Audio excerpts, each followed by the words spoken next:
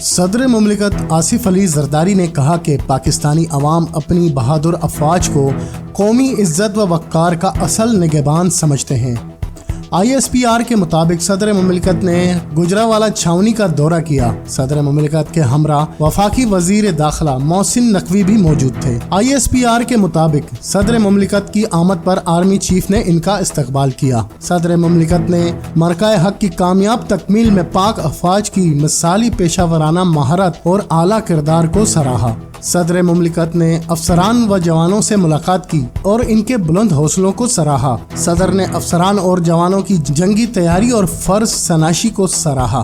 Operation بنیان مرصوص کی کامیاب تکمیل پر دل کی گہرائیوں سے مبارکباد دی اور قوم کے محافظوں کو فخر کا اظہار کیا۔ صدر کا کہنا تھا کہ شہداء کی قربانیاں ایک مقصد، امانت اور قومی فخر کا باعث ہیں۔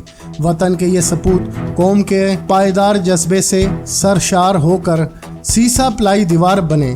وطن کے سپوتوں نے دشمن کے ناپاک عزائم کو جرأت مندی اور عملی مہارت سے ناکام بنایا۔